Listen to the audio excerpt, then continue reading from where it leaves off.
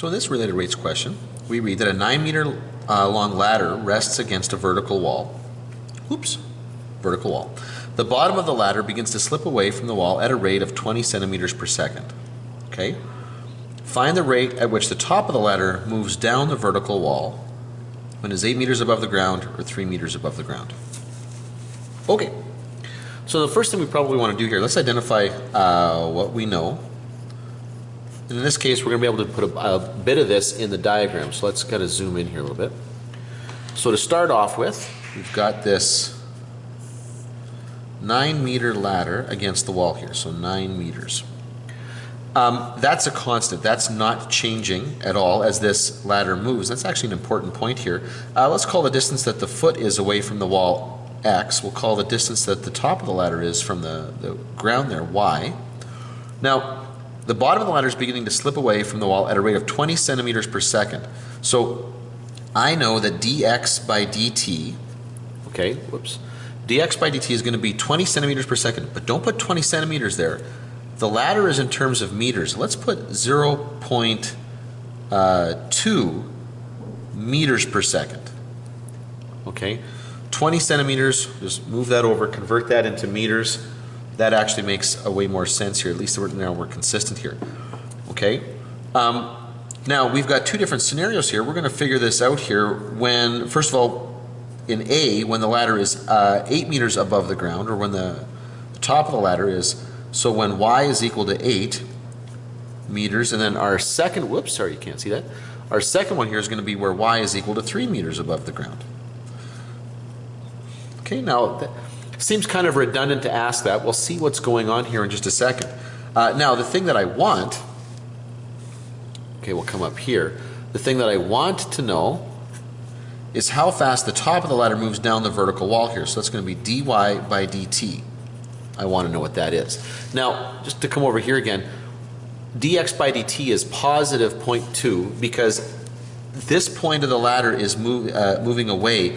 That means that distance here is getting larger through time here. Now, I anticipate, because the ladder, the top of the ladder is falling down, I anticipate that because this distance is getting smaller, that this is probably going to be and when I say probably, I mean should be, negative. Okay? It should be negative to indicate that it's dropping down. If that was positive, that would be kind of a weird little situation there. Hard to get your head wrapped around what's going on here. Anyway, now let's jump into the problem here. So based on the triangle that I've drawn here, probably the best thing to use here would be the Pythagorean theorem. So x squared plus y squared, whoops, is going to equal 9 squared. And it's important to incorporate this right away because that is constant. Okay, this is not one of those things where I'm inserting the value of the variable too soon. No, no, no. That stays constant all the way through. So there's no point in leaving it out to the end here. It's only when you've got variables that are changing through time that you don't want to insert those too soon. If you insert those values too soon, then you're actually claiming that they are constant. You've got to watch that here. Now we'll take the derivative. We're going to do that implicitly because we're going to take the derivative with respect to time. So this will be 2x dx by dt plus 2y dy by dt, and that's going to equal 0.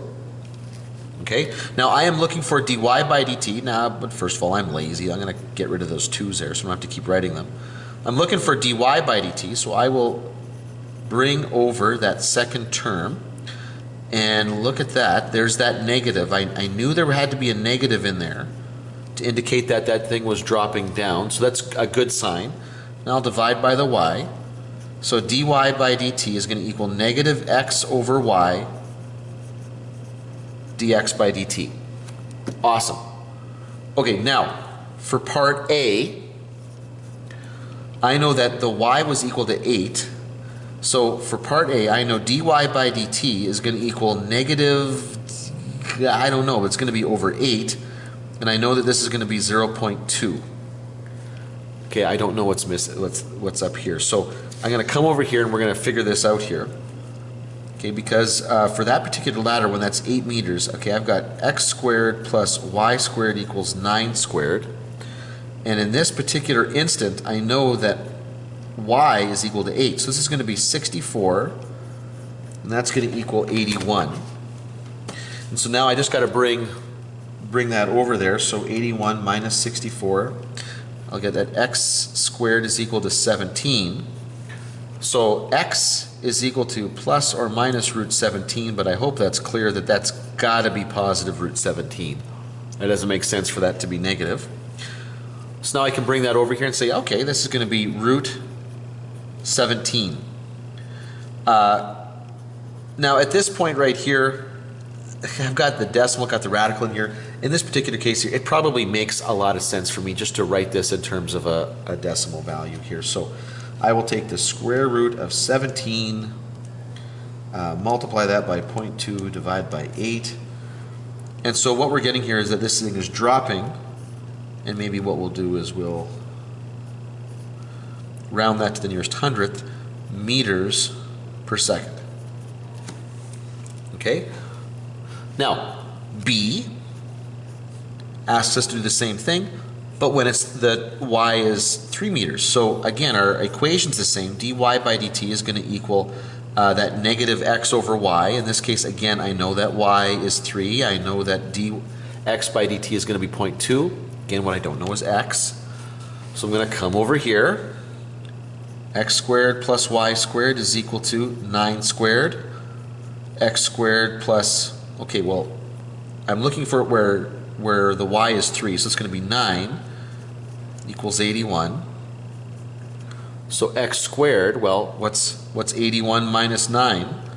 72. Which means x is going to equal the square root of 72. Now plus or minus the square root of 72, but the negative one doesn't make any sense. It's not like the ladder, the foot of the ladder has punctured the building and is now inside the building. Okay, so this is going to be positive. The square root of 72, what is that? I can take out a 6, make that 6 root 2. So 6 root 2. I get to clean this up a little bit in this case. So 6 root 2. I could simplify that and whatnot, but again, the truth is I've got that decimal value out there that I ended up with.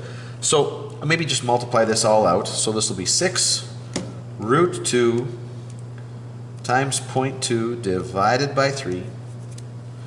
And in this case, we're going to get negative 0.57 meters per second. Okay? And there you go. That's how fast the top of the ladder is dropping when it's 3 meters above the ground.